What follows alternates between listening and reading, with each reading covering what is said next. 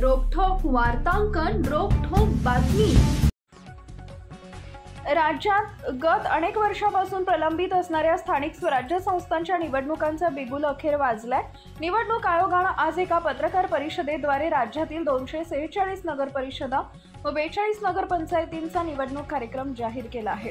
त्यानुसार या दोन्ही संस्थांसाठी येत्या 2 डिसेंबर रोजी निवडणूक होणार असून त्यानंतर दुसऱ्या दिवशी म्हणजे 3 डिसेंबर रोजी मतमोजणी होऊन निकाल जाहीर होणार आहे। राज्य निवडणूक आयुक्त दिनेश वाघमारे यांनी ही माहिती दिली आहे। नगरपंचायतीत एक सदस्य व एक अध्यक्ष असतो, त्यामुळे त्यांना मतदारांना 2 मतं द्यावी लागतील। नामनिर्देशन हे पूर्णतः ऑनलाईन पद्धतीने स्वीकारले जातील। आयोगाने यासंबंधी एक पोर्टल तयार केले।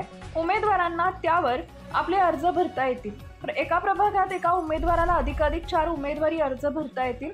संकेतस्थळावर अर्ज भरल्यानंतर त्यांची प्रिंटआउट संबंधित निवडणूक अधिकाऱ्यांकडे जाऊन जमा करावी लागेल।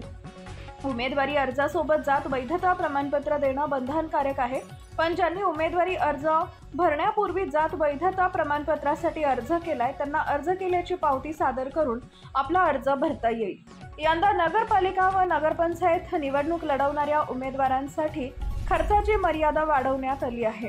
त्यानुसार अ वर्ग नगरपालिकांच्या अध्यक्षपदासाठी 15 लाखांची मर्यादा तर क वर्ग नगरपालिकांसाठी 7 लाखांची खर्च मर्यादा ठरवण्यात आली आहे। मतदारांच्या सुविधेसाठी एक खास ॲपची निर्मिती करण्यात आली आहे। महाराष्ट्रातील महत्त्वाच्या आणि ताज्या बातम्या पाहण्यासाठी आमच्या जय हो न्यूज चॅनलला सबस्क्राइब करा आणि बेल आयकॉन प्रेस करा।